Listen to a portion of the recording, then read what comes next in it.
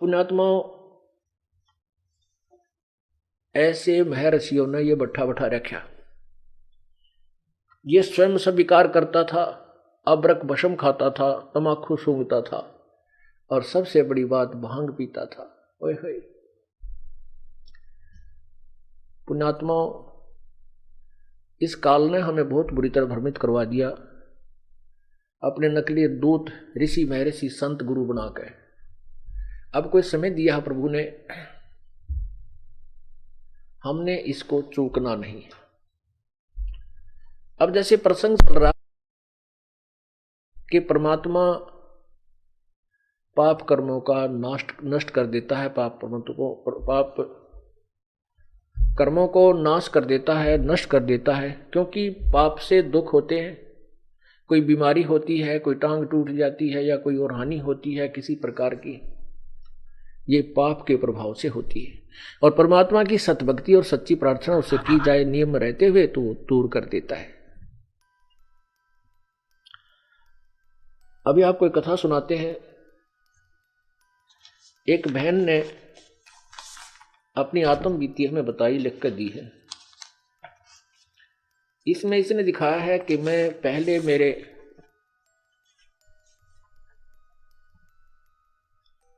यानी बच्चादानी में cancer declare कर दी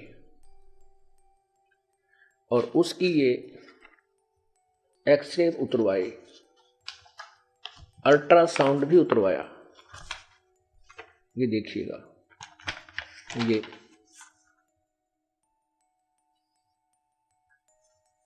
ये कहां से? Neelam ultrasound and x-ray centre, Jind से।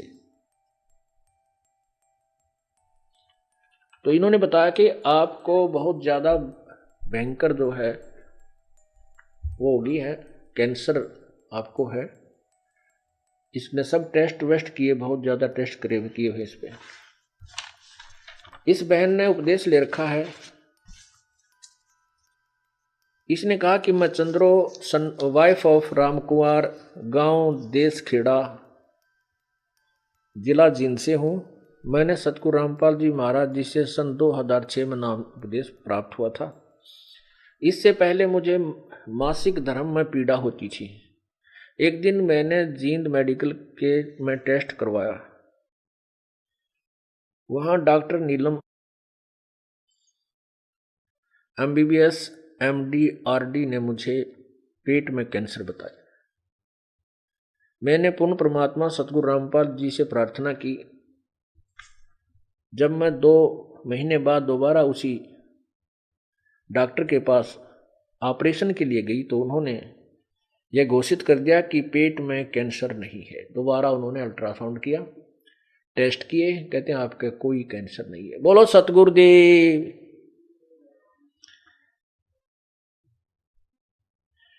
एक महीने के बाद मैं रोहतक PGI के अंदर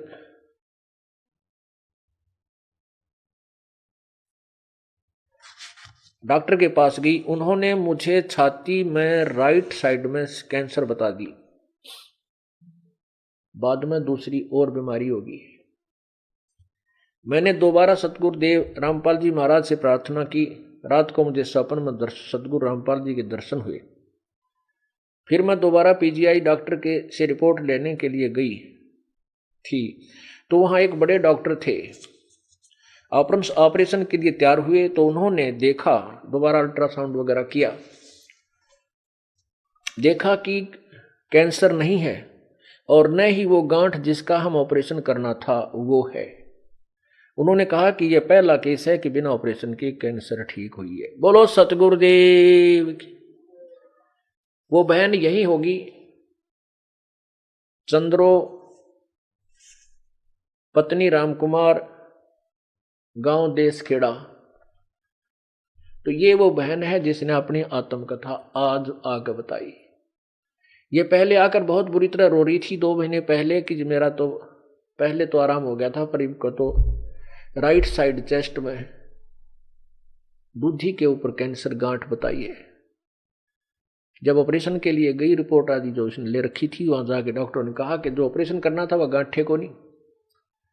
कैंसर ही नहीं है। बोलो सतगुरुदेव की जय। कई एक्सरे बनवा रखे हैं, ये रोहतक मेडिकल का भी है, ये चेस्ट का है, और भी रिपोर्ट है अल्ट्रासाउंड वगैरह की। समझदार को संकेत ही बहुत होता है, अनजान लोग तो फिर बाल की खाल उतारने में लगे रहते हैं और वो परमात्मा से दूर ही रह जाते हैं। परमात्मा के काम में भक्त को कभी भी ये मन में नहीं आनी चाहिए कि भगवान ऐसा नहीं कर सकता। कबीर परमेश्वर के शब्द कोश में इम्पॉसिबल वर्ड नहीं है, उनकी डिक्शनरी में इम्पॉसिबल वर्ड नहीं है, असंभव शब्द नहीं है। और जब तक हम परमात्मा पर पूर्ण विश्वास नहीं करते तो हमारी भक्ति भी अधूरी ही रह जाती है। एक समय इस दास के घर पे एक आर्य समाज से संबंधित एक 5वीं कक्षा का अध्यापक, वो हमारे ही उस कॉलोनी में सरकारी स्कूल में अध्यापक था, वो हमारे इस दास के ही मकान में रहा करता था किराए पर। बहुत अच्छा स्वभाव का आदमी था, बोलन चालन में बिल्कुल बहुत ही अच्छी आत्मा लगता था बर्ताव के अंदर। एक दिन पहले ये दास भक्ति मार्ग पर नहीं लगा था, तब उससे वार्ता होती थी तो वो अपने जैसा ज्ञान था उसको आरूढ़ होकर के मुझे सुनाता था।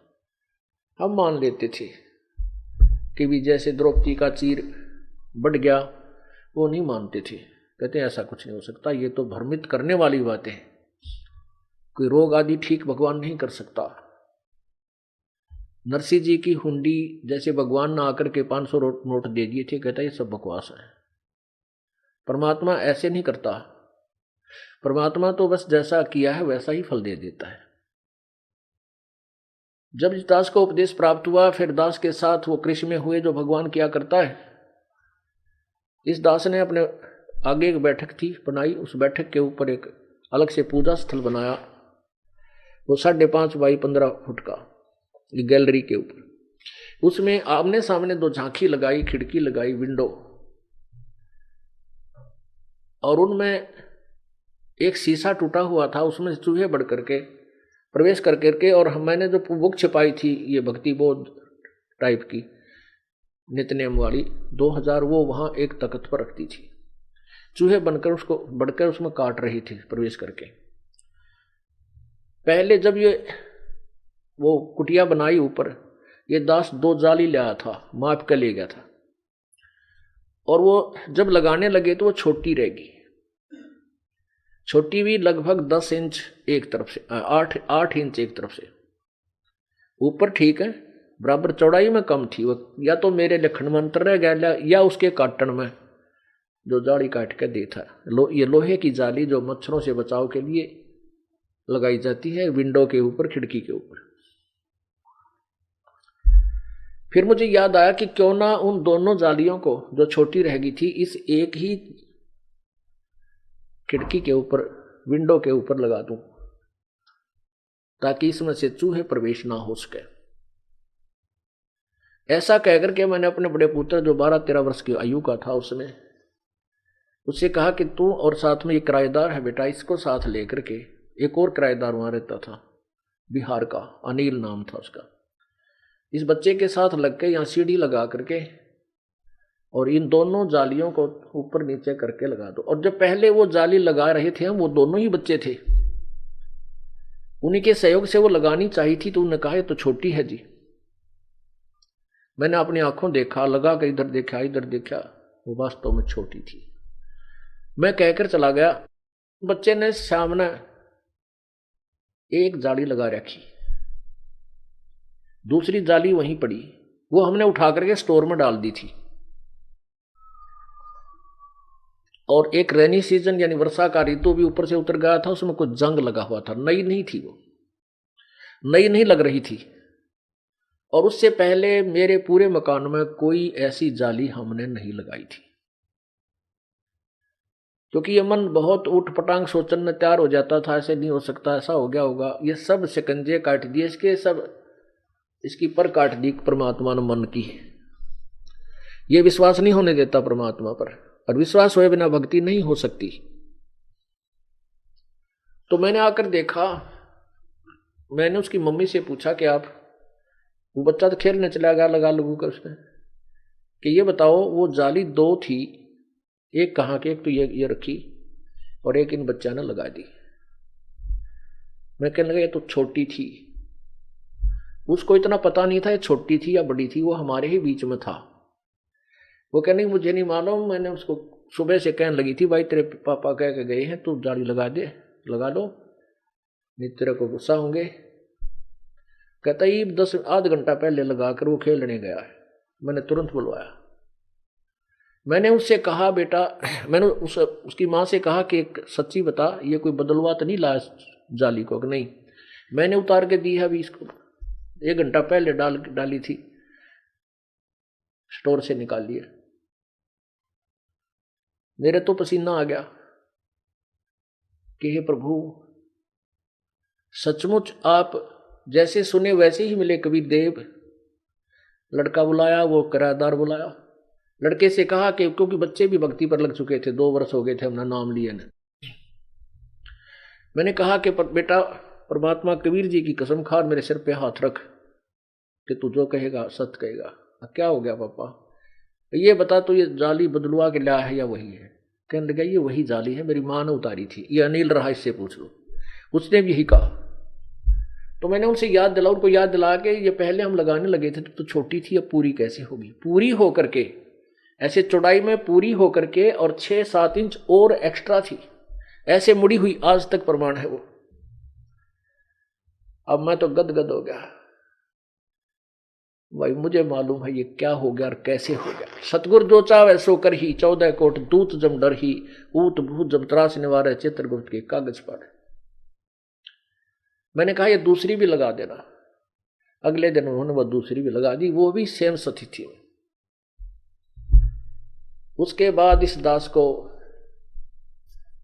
का जीवन ही पलट गया कि परमात्मा के संविधान में ये होना ही नहीं चाहिए कि ऐसा नहीं हो सकता, वैसा नहीं हो सकता। अब मैंने सोचा कि ये जो आर्य समाजी टीचर है, अध्यापक है, इसको बता दूं। शास्त्री जी को आया था, वो 5वीं का अध्यापक था, हेड मास्टर। 5वीं तक का ही वहां स्कूल था, प्राइमरी स्कूल। कि बहुत अच्छा आदमी है, बहुत नेक विचार रखता है, आज इसका पेटा भर दें, सारे परिवार वाले कसम खा खा के जचा देंगे और इसका कल्याण हो जाएगा। उसको बुलाया शाम के समय, अगले दिन जब वो अपनी ड्यूटी से आ गया। मैंने कहा देखो अध्यापक जी, क्या आप मानते हो कि द्रौपदी का चीर बढ़ा था? कहने लगा ये कोई बात करते हो आप पढ़े लिखे हो, कोई इंजीनियर हो करके ऐसी रूढ़िवादी बातें करते हो, ये कभी नहीं हो सकता। मैंने कहा देखो ये जाली लगी है, चलो मैं दिखाता हूं। ये 8 इंच छोटी थी और इन दोनों बच्चों ने, उसकी मम्मी भी वहीं पर, वो लड़का भी, और अनिल भी बुला लिया मैंने किराएदार। वहां ये पूछ लो उनसे, मन सारी कहानी बतानी चाहिए, पर तो सिर पर सुई गई, 100 पर सुई गई उसकी। तो कहते आप ऐसी बकवाद मैं नहीं सुना करता, ये कभी नहीं हो सकता, मुझे अब करके दिखा। वो तेरा गजब हो, ये मैं ये तो नहीं कह रहा कि मैंने कर दिया, हम तो क्या भगवान ने ऐसा किया। मैं चुप हो गया, मैं नहीं बोला। माँ से मूड गेला के माथा मारे तो लड़ने तैयार हो गया। और कितना अच्छा आदमी दिखा था, एकदम मेरी उम्मीद से, मेरी आशा के विपरीत वो व्यवहार कर गया।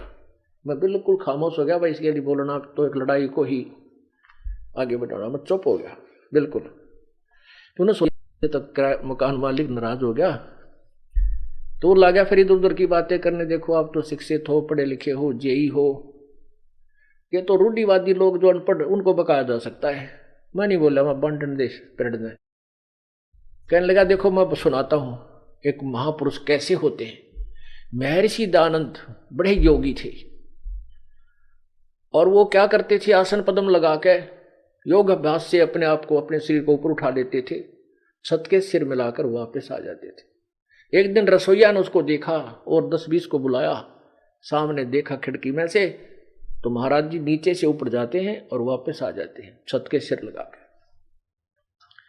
मैंने कहा कति झूठ, दोहड़ी झूठ, मैं नहीं मानता, आप करके दिखाओ, अब करके दिखा।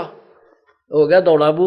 ये बोला तू पहले वाला रामपाल ना रह रहा, अब तो ये नारी कबीर पंथिया ने घना छाना बना दिया। कमाल के आदमी, नहीं बात स्वीकार करी, उठ कर चला गया। पुण्यात्माओं, ये दयानंद के बोए हुए बीज हैं जो पुण्यात्माओं को गुमराह कर दिया। नशा पी कर लिख गया, जो उआ बाई जो मन में गंद बकवाद आई वाह ठोक दी, इसमें नरा कोबाड़ भर रखा है बेहुदा ज्ञान जो किसी दृष्टिकोण से भी एप्लीकेबल समाज में नहीं किया जा सकता। और इसको अभी तक श्रद्धार्य रखा करते थे। अब बुद्धिमान समाज इसको धिक्कार रहा है। पुण्यात्माओं, एक समय दो भक्त अपने घर में साधना करते थे, अपने झोपड़ी डाल रखी थी उन्होंने। एक ने 40 वर्ष हो गए थे साधना करते, उसकी दाढ़ी सिर के केस बढ़े हुए थे, बड़ा महापुरुष ऋषि नजर आओ था। एक भक्त ने अभी 4 वर्ष से ही साधना प्रारंभ की थी। एक देवदूत आता था, वो उनसे प्रभु की चर्चा किया करता था, बड़े गदगद होते थे।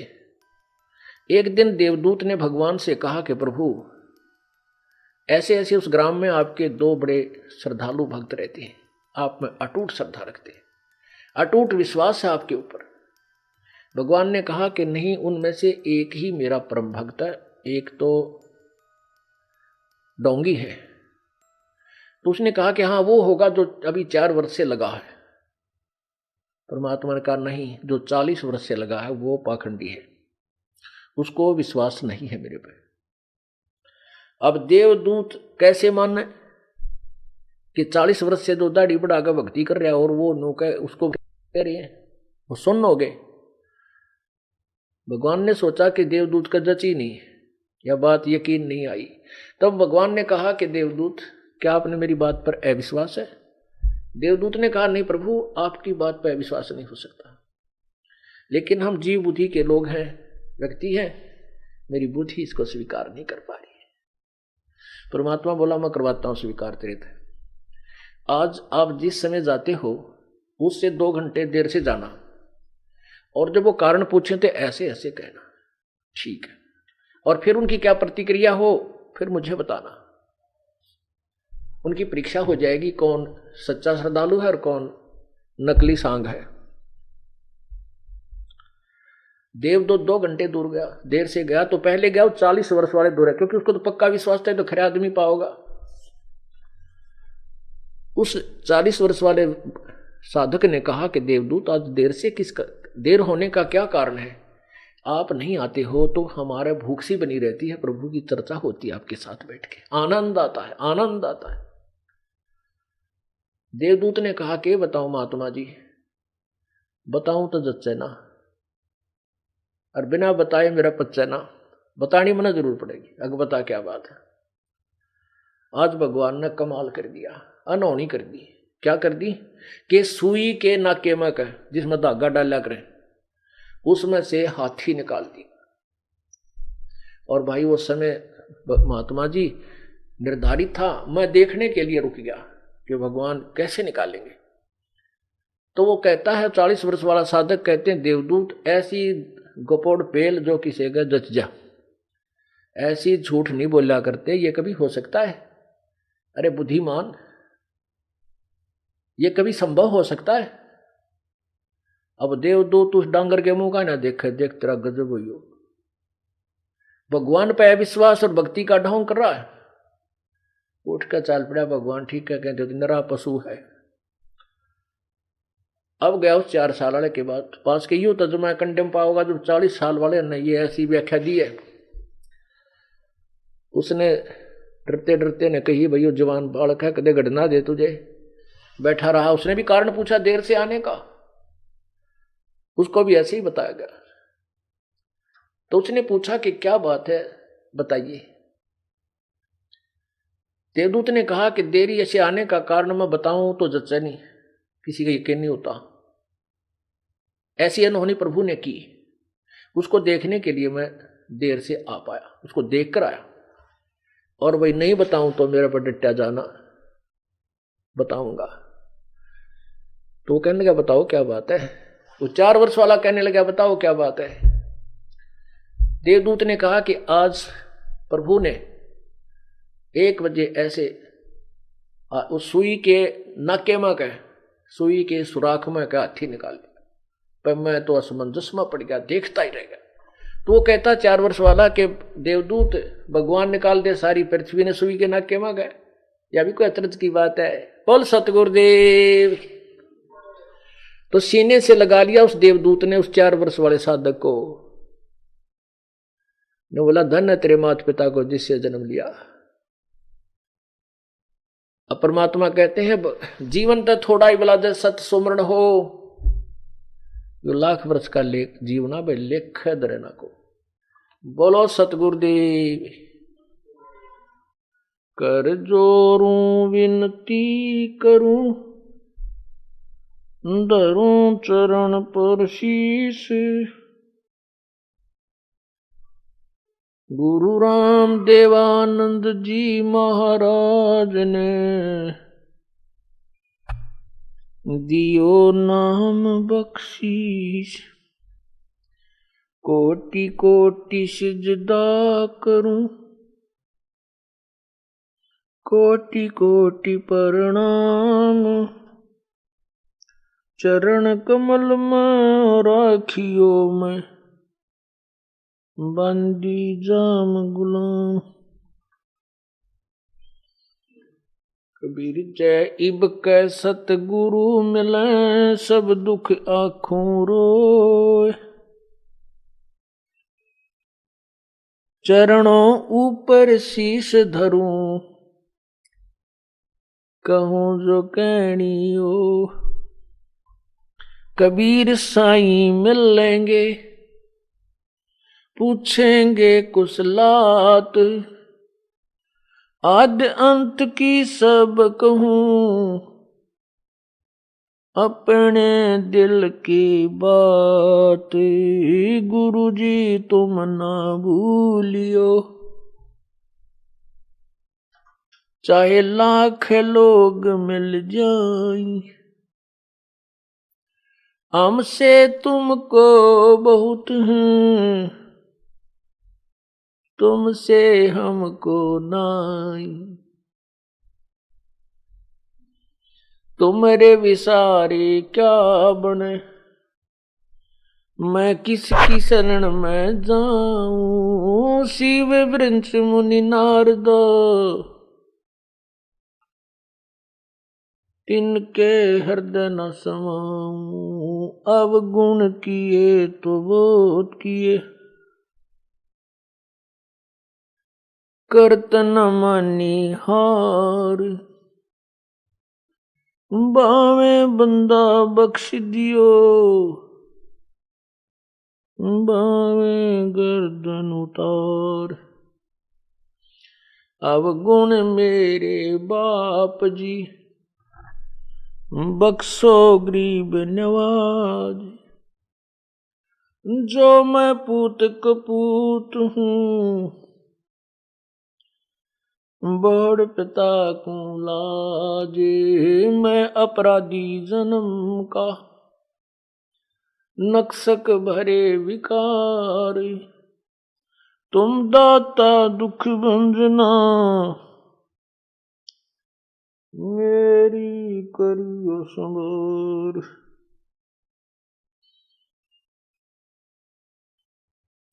कुत्ता तेरे दरबार का, मोतिया मेरा नाम। गले प्रेम की जेवड़ी, जहाँ खेचो वहाँ जाऊं मैं। तो करो तो बावड़ू, दूर दूर करो तो जाऊं। जो रखो तो ही रहूं, जो देवो सो खाऊं।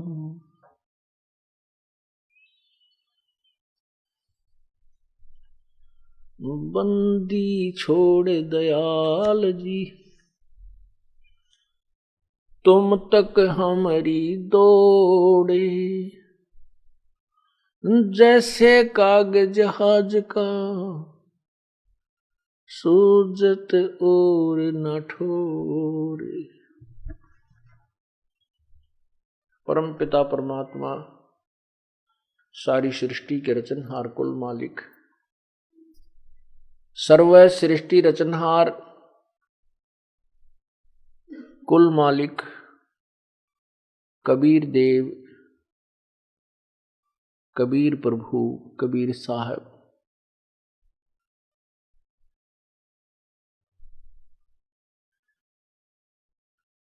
ये पूर्ण परमात्मा है। ये वही भगवान है जो हमारे दुखों का निवारण कर सकते हैं। अन्य जो भी परमात्मा है, श्री ब्रह्मा, श्री रजगुण ब्रह्मा जी, श्री विष्णु जी सतगुण, श्री शिव जी तमगुण, ब्रह्म परब्रह्म यानी क्षर पुरुष, अक्षर पुरुष, ये परमात्मा केवल किए हुए कर्म का फल ही दे सकते हैं। इनके पास इसमें अब किए हुए कर्म के अंदर परिवर्तन करने का अधिकार नहीं है। पूर्ण परमात्मा सारी सृष्टि के रचनहार कबीर देव, कबीर प्रभु ही हमारे भाग्य में परिवर्तन कर सकता है।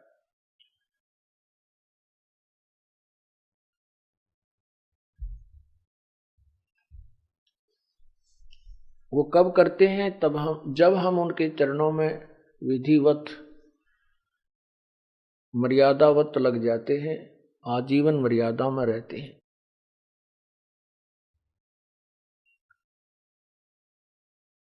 यहाँ पर दो शक्तियां हैं विशेष, जैसे ब्रह्म अर्थात ज्योति निरंजन काल, और दूसरा ये पूर्ण ब्रह्म।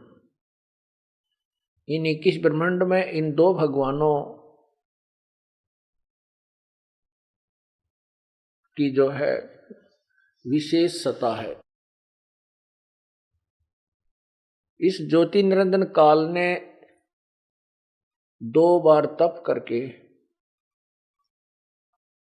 2-3 बार तप करके यहाँ के ये 21 ब्रह्मांड प्राप्त किए और यहाँ सृष्टि रचना की सामग्री प्राप्त की।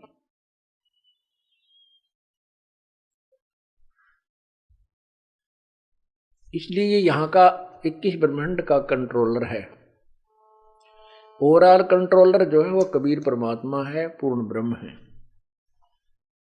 यदि नियम का भंग ब्रह्मा करता है, विष्णु करता है, शिव करता है, इनको भी दंड भोगना पड़ता है। ब्रह्म करता है, इसको भी भोगना पड़ता है, पर ब्रह्म भी अगर अपने नियम भंग करता है उसको भी दंड परमात्मा देता है। जैसे आपने देखा, पढ़ा, आपका पवित्र हिंदू धर्म में जन्म होने के कारण आपको भगवान श्री विष्णु जी, श्री कृष्ण जी, श्री राम जी के चरित्र का मैं तो बहुत बार सुना हुआ है। विष्णु रूप में, विष्णु जी अर्थात श्री रामचंद्र जी रूप में जब अवतरित हुए, उन्होंने बाली को मारा था, सुग्रीव के भाई को धोखे से। उसका भी दंड भगवान श्री रामचंद्र उर्फ विष्णु जी ने भोगना पड़ा।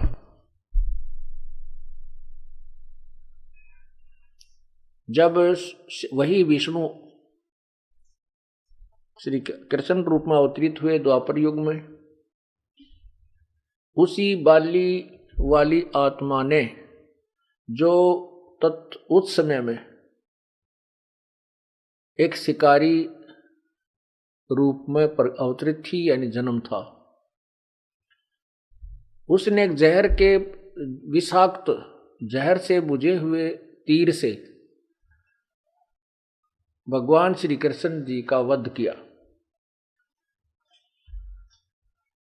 तो इससे सिद्ध है कि पूर्ण परमात्मा सारी सृष्टि का रचनहार कुल मालिक कोई और है जो इन्हें भी सजा देता है, इनको भी दंड भोगने के, कर्म भोगने के लिए बाध्य करता है।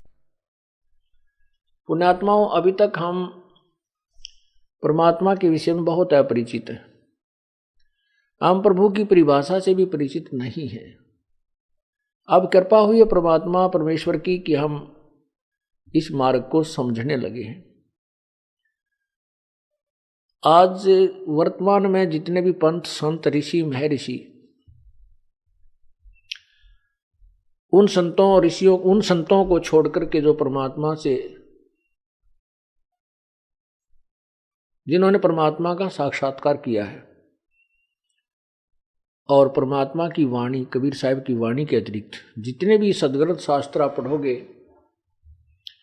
जितने भी अभी तक हमें जो ज्ञान था, हम केवल कोई राम कह देता, कोई अल्लाह, कोई गॉड, कोई खुदा, कोई रब, परंतु हमें ये नहीं मालूम था वो रब कौन है और किस रब के सामने हम प्रार्थना कर रहे हैं, किस अल्लाह के सामने हम प्रार्थना कर रहे हैं। ये तो ऐसी स्थिति थी हमारी कि जैसे आज से 50 वर्ष पहले, 60 वर्ष पहले हिंदुस्तान जब गुलाम था और उसके भी 10-15 वर्ष तक ऐसे ही स्थिति चल रही थी। जनसाधारण इस बात से परिचित नहीं था, अशिक्षित ज्यादा थे। तो उसमें क्या था कि जैसे कोई अफसर आ जाता था, कोई अधिकारी आ जाता था गांव में, विशेषकर ये दास अपने सतीथि बताना चाहेगा क्योंकि हम ऐसे उस क्षेत्र में ऐसी व्यवस्था थी। कोई भी अधिकारी आ जाता था, उसमें वहां कौन अधिकारी आते थे, या तो कोई पटवारी या कोई तहसीलदार आ जाता था, भूल भटक कर कभी कभी। हमारे क्षेत्र में नहर बनी हुई थी, बहुत पुरानी नहरें हैं, तो उन पे इसके जो सिंचाई विभाग के अधिकारी आते थे,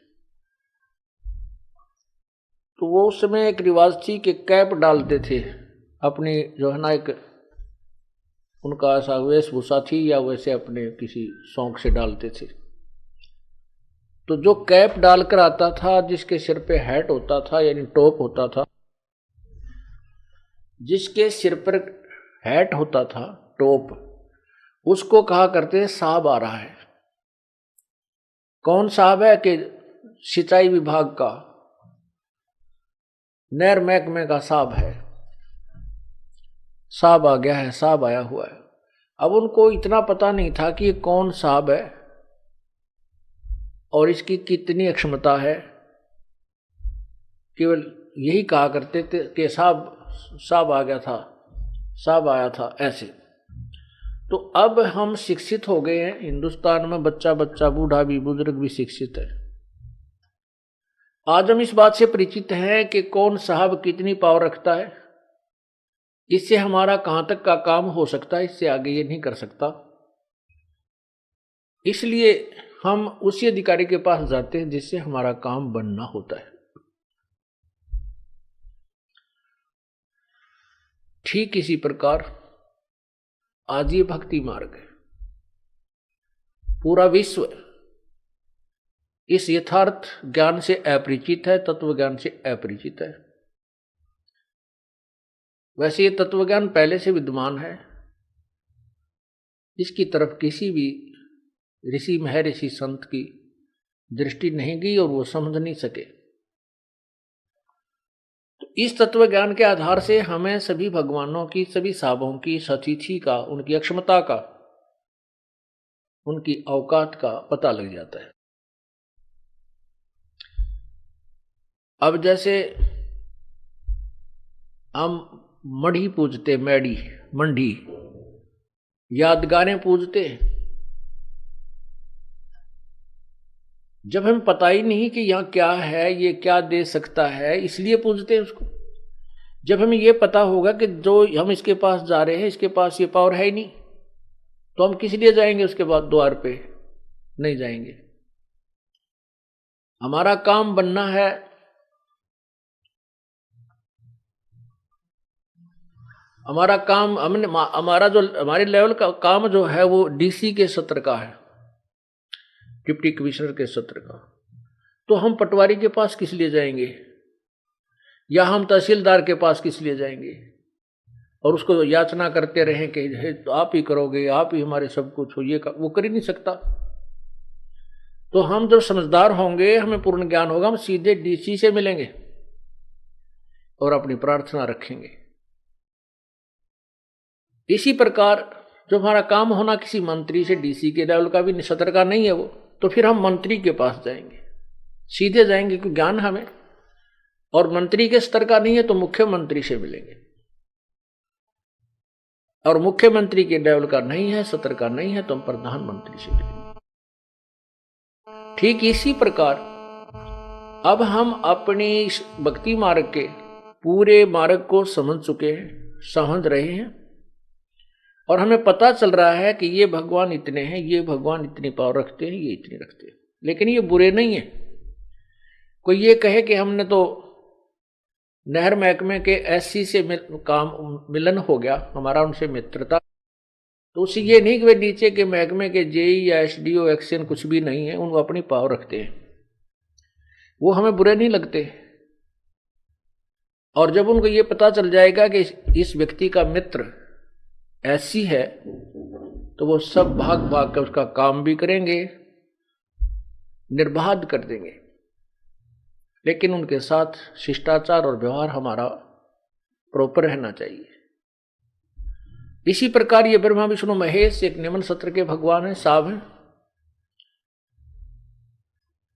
और ये बुरे नहीं है, इनकी जितनी क्षमता पावर है वो अपना काम अवश्य करते हैं और बहुत ही निर्णायक करते हैं।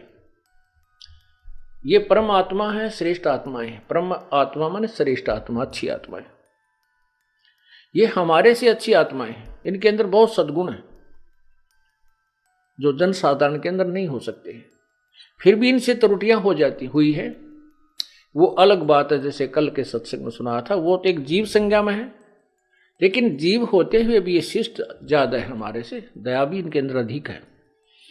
तो कहने का भाव ये है हमारा कि हम परमात्मा की परिभाषा से परिचित हो जाएंगे, फिर हम अपनी साधना उसी तत्व ज्ञान के आधार से करेंगे। हम वो साधना नहीं करेंगे जो हमें यही काल के जाल में फंसाए रखा, कभी नहीं करेंगे, क्योंकि हम दुखों से परिचित हो चुके हैं। पहले तो हम ये सोचा करते थे कि जो हमें ये कष्ट हो रहा है, कोई किसी का बेटा मर गया, किसी की बेटी मर गई, किसी को कैंसर होगी, कोई किसी कारण से दुखी है, कोई किसी कारण से, तो हम ये सोचा करते थे ये तो ऐसा ही जीवन है, ये तो सब चलता रहे चलेगा।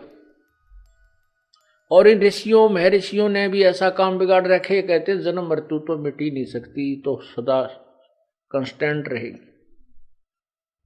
तो हमने संतुष्टि भी कर ली, वही तो बीमारी लगी रहेगी, जन्म मृत्यु तो होती रहेगी। तो इसका कोई विकल्प भी नजर नहीं आ रहा था कि ये दुख कष्ट, ये दुख हमारे ऊपर आ रहे हैं, हम जन्मते हैं, मरते हैं, बीच में जीवन काल में भी ना जाने कितने कष्टों से हम पीड़ित होते हैं। तो हमने ये मान रखा था कि ये तो होना ही होना है, ये तो होगा ही होगा। फिर हम ऐसे संतुष्टि करते थे जैसे किसी के 4 पुत्र हैं और उसके 3 पुत्रों की मृत्यु हो जाती है। वो फिर ऐसे स्थान पर जाता है जहां जिसके एक ही पुत्र था उसी की मृत्यु होगी, तो संतुष्टि इसलिए कर ले, इस तुलनात्मक तरीके से कर लेता है कि हे भगवान, इससे तो मैं ही अच्छा, मेरा एक तो बचा हुआ है, इस बेचारे का एक ही था, वही चला गया। तो इसलिए वो राहत महसूस करता है, चलो मैं तो बचा हुआ, मैं तो इससे बहुत ठीक हूं, ये मेरे से भी दुखी है। ऐसे ही संतुष्टि करके हम अपना यहां टाइम पास कर रहे हैं। परमात्मा बंदी छोड़ कहते हैं, झूठे सुख को सुख कहे ये मान रहा मन मोदे। ये सकल चबीना काल का कुछ मुख में कुछ गोद। एक भक्त आया, उसके एक ऐसी कन्या उत्पन्न हुई जिसके गुदा नहीं थी, टट्टी का रास्ता नहीं था। वो मेडिकल में कहने लगा मैं बहुत चिंतित हुआ, हे भगवान क्या होगा मेरे साथ, क्या होगा क्या। बहुत ना उपदेश उसने बाद में लिया, फिर बताई अपनी हिस्ट्री। फिर वो गया वहां पर मेडिकल में लेके गया उसको, तो वहां उसने 4-5 केस और ऐसे ही मिले उस वार्ड में। वो बताता है कि फिर मैंने ये राहत की, महसूस किया, मुझे कुछ राहत मिली। क्या राहत मिली कि मेरे जैसे और भी बहुत है। बताइए इससे क्या लाभ हो गया उसको।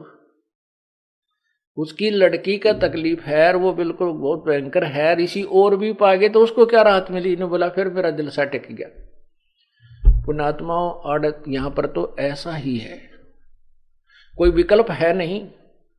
अपनी संतुष्टि एक दूसरे को देखकर हम दिल डांट लेते हैं, लेकिन ये सुख नहीं है।